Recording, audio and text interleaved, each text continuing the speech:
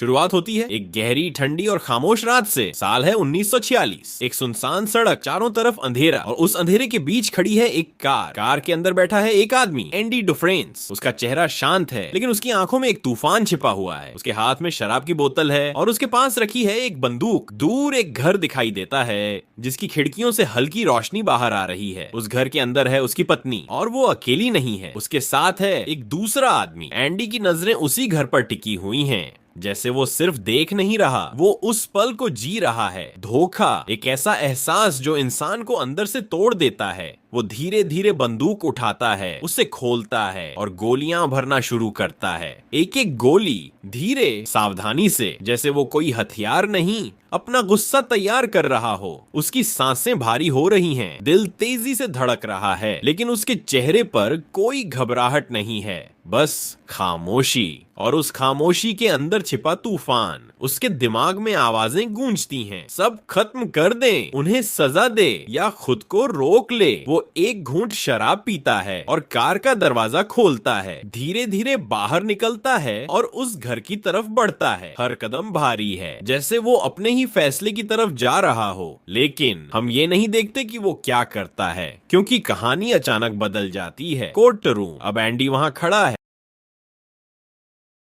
लेकिन इस बार एक आरोपी के रूप में। उस पर इल्जाम है अपनी पत्नी और उसके प्रेमी का कत्ल। पूरा कोर्ट रूम उसकी तरफ देख रहा है। कुछ लोग उसे पहले ही दोषी मान चुके हैं, कुछ बस सच जानना चाहते हैं। सरकारी वकील खड़ा होता है और धीरे धीरे अपनी बात शुरू करता है। उस रात यह आदमी अपनी पत्नी का पीछा करता है। वो गुस्से में था, नशे में था, और उसके पास थी एक बंदूक। वो एक एक करके सबूत गिनाता है, उसकी कार, मौके पर उसके फिंगरप्रिंट्स, गोलियां और उसका मोटिव। फिर वो कहता है ये कोई गलती नहीं थी, ये एक सोची समझी हत्या थी। एंडी खड़ा रहता है, शांत, जैसे वो इस सबसे अलग हो। उससे पूछा जाता है क्या तुमने उन्हें मारा? एंडी धीरे से जवाब देता है नहीं। वो बताता है कि वो वहां गया था, गुस्से में, नशे में, लेकिन आखिरी पल में उसने अपना फैसला बदल दिया। मैं वापस चला गया। लेकिन कोर्ट में कहानी नहीं, सबूत चलते हैं, और सारे सबूत उसके खिलाफ हैं। जज अपनी कुर्सी पर बैठा है, चेहरा सख्त, आवाज ठंडी। वो कहता है तुम एक ठंडे और निर्दयी इंसान लगते हो। और फिर वो फैसला उसे भेजा जाता है। शॉशैंक प्रिजन एक ऐसी जगह जहां लोग सिर्फ सजा नहीं काटते, वो धीरे धीरे अंदर से टूट जाते हैं। बस जेल के सामने रुकती है ऊंची दीवारें, तारों से घिरी हुई वॉच टावर्स। यह जगह डर पैदा करती है। कैदी नीचे उतरते हैं, हाथों में जंजीरें, चेहरों पर डर। उसी भीड़ में खड़ा है एंडी, चुप,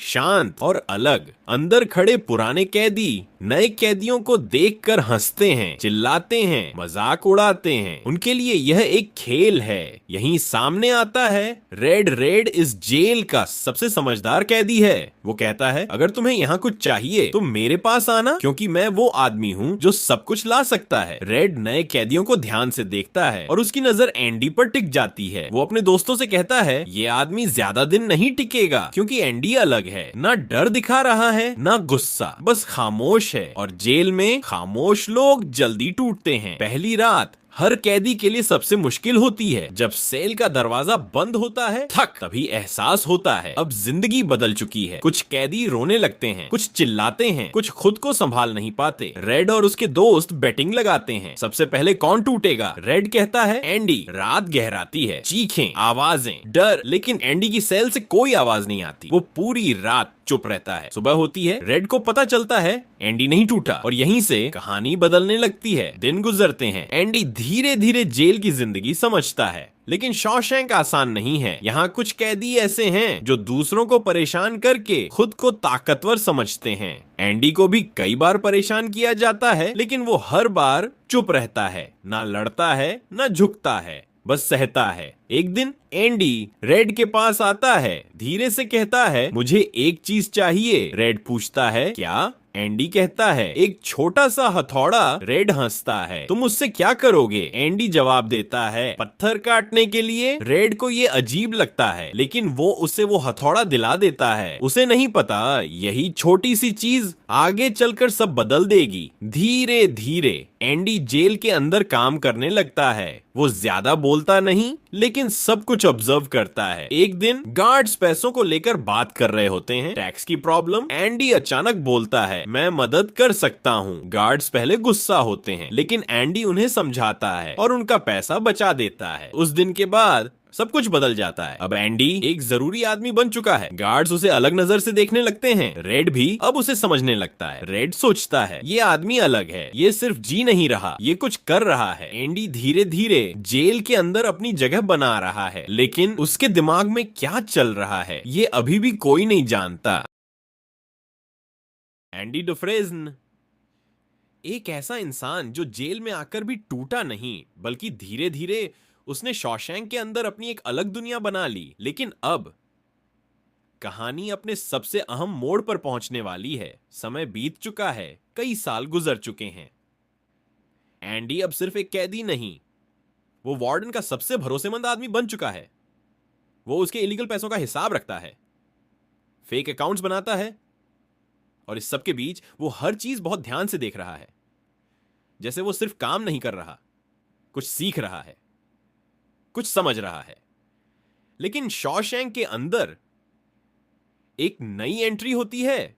टॉमी विलियम्स एक जवान लड़का, थोड़ा बेपरवाह, लेकिन दिल से बुरा नहीं। वो जल्दी ही एंडी और रेड का दोस्त बन जाता है। एंडी उसे पढ़ना लिखना सिखाता है, उसे एग्जाम दिलवाता है, और पहली बार टॉमी को लगता है वो अपनी जिंदगी बदल सकता है। लेकिन एक दिन सब कुछ बदल जाता है। टॉमी एक कहानी सुनाता है। मैं पहले एक दूसरी जेल में था, वहां एक आदमी था। एंडी कैजुअली सुन रहा होता है, लेकिन जैसे जैसे टॉमी आगे बोलता है, एंडी का चेहरा बदलने लगता है। टॉमी कहता है, उस आदमी ने कहा था कि उसने एक औरत और उसके प्रेमी को मारा और किसी और आदमी को फंसा दिया। एंडी की सांसें रुक जाती हैं, क्योंकि वो कोई और आदमी वही है, एंडी डुफ्रेन। सालों बाद पहली बार उसे सच का रास्ता दिखाई देता है। वो तुरंत वार्डन नॉर्टन के पास जाता है, उसे सब बताता है। मेरे पास गवाह है, मैं निर्दोष हूं। कुछ पल के लिए लगता है अब सब ठीक हो जाएगा, लेकिन वार्डन की आंखों में डर दिखता है, क्योंकि अगर एंडी बाहर चला गया तो उसका पूरा इलीगल सिस्टम खत्म हो जाएगा। उसका सारा पैसा, उसकी पावर, सब चला जाएगा। वो एंडी को देखता है और कहता है, यह मामला यहीं खत्म हो चुका है। एंडी समझ जाता है उसे बाहर नहीं जाने दिया जाएगा, लेकिन असली झटका अभी बाकी है। अगले दिन टॉमी को गार्ड्स बाहर ले जाते हैं और उसे गोली मार दी जाती है। ऑफिशियल रीजन, भागने की कोशिश कर रहा था, लेकिन सच्चाई उसे चुप करा दिया गया। एंडी के लिए यह सब खत्म होने जैसा था। उसे सॉलिटरी कन्फाइनमेंट में डाल दिया जाता है, एक छोटा सा अंधेरा कमरा जहां ना कोई आवाज, ना कोई रोशनी, सिर्फ खामोशी। दिन गुजरते हैं, हफ्ते गुजरते हैं, और जब एंडी बाहर आता है वो बदल चुका है। अब वो पहले जैसा शांत नहीं, अब वो तैयार है। रेड उससे पूछता है, तू ठीक है? एंडी मुस्कुराता है, hope is a good thing, maybe the best of things, and no good thing ever dies. Red कहता है, यहां होप डेंजरस होती है, लेकिन एंडी अब डरता नहीं। उसने फैसला कर लिया है। उस रात सब कुछ नॉर्मल लगता है। गार्ड्स अपनी ड्यूटी कर रहे हैं, कैदी सो रहे हैं, लेकिन एंडी की सेल में कुछ और चल रहा है। वो अपनी दीवार के पास जाता है जहां रकेल वेल्च का पोस्टर लगा है। धीरे से वो पोस्टर हटाता है और उसके पीछे एक सुरंग, एक टनल जो सालों से बन रही थी, उस छोटे से हथौड़े से जो उसने रेड से मंगवाया था। हर रात थोड़ा थोड़ा 20 साल तक एंडी उस सुरंग में घुसता है, धीरे धीरे रेंगते हुए, और आखिरकार वो सीवर लाइन तक पहुंचता है। एक गंदी बदबूदार पाइप, लेकिन उसके लिए वही रास्ता है आजादी का। वो उसमें घुस जाता है। गंदगी, अंधेरा, सांस लेना मुश्किल, लेकिन वो रुकता नहीं, वो आगे बढ़ता है। करीब आधा किलोमीटर और फिर एक जगह पहुंचकर वो पाइप तोड़ता है। अचानक बारिश शुरू हो जाती है। एंडी बाहर निकलता है, आसमान की तरफ देखता है और अपने हाथ फैलाता है। सालों बाद वो आजाद है। अगली सुबह जेल में हड़कंप मच जाता है। गार्ड्स एंडी की सेल खोलते हैं और देखते हैं वो गायब है। वार्डन खुद आता है, पोस्टर हटाता है और टनल देखता है। उसके चेहरे का रंग उड़ जाता है। फिर उसे पता चलता है एंडी सिर्फ भागा नहीं, वो उसका सारा काला पैसा भी ले गया है। फेक अकाउंट्स, डॉक्यूमेंट्स, सब कुछ। और सबसे बड़ी बात, उसने सारी जानकारी पुलिस को भेज दी है। पूरा सिस्टम एक रात में खत्म। पुलिस शॉशैंक पहुंचती है, करप्शन सामने आता है, वार्डन नॉर्टन अपनी ही बनाई दुनिया में फंस जाता है और आखिरकार वो खुद को खत्म कर लेता है। दूसरी तरफ एंडी अब बाहर है। वो मेक्सिको पहुंचता है, एक शांत जगह समुद्र के किनारे, जहां कोई उसे नहीं जानता, जहां वो फिर से जी सकता है। कुछ समय बाद रेड की पैरोल हियरिंग होती है। इस बार वो अलग जवाब देता है। रिहैबिलिटेशन, मुझे नहीं पता इसका मतलब क्या है। मैं बस इतना जानता हूं कि मैंने गलती की थी और मैं उसे हर दिन याद करता हूं। इस बार उसे रिहा कर दिया जाता है। सालों बाद रेड जेल से बाहर आता है, लेकिन बाहर की दुनिया उसे अजनबी लगती है, तेज, अलग। वो एडजस्ट नहीं कर पाता और एक पल के लिए वो वही करने का सोचता है जो उसके पुराने दोस्त ब्रुक्स ने किया था। लेकिन उसे एंडी की बात याद आती है, होप। रेड फैसला करता है वो एंडी को ढूंढेगा। वो उस जगह जाता है जो एंडी ने बताई थी, एक पेड़, उसके नीचे उसे एक डिब्बा मिलता है, उसमें एक चिट्ठी और पैसे। एंडी ने लिखा होता है, अगर तुम यहां तक पहुंच गए हो तो इसका मतलब तुमने उम्मीद नहीं छोड़ी। रेड मुस्कुराता है। अब वो समझ चुका है, एंडी सिर्फ भागा नहीं, उसने जीना चुना। रेड मेक्सिको के लिए निकल पड़ता है, लंबा सफर। लेकिन इस बार उसके दिल में डर नहीं, उम्मीद है। और आखिरकार समुद्र के किनारे वो एंडी को देखता है। दोनों एक दूसरे को देखते हैं। कोई शब्द नहीं, बस एक मुस्कान, और सालों की कहानी एक पल में पूरी हो जाती है।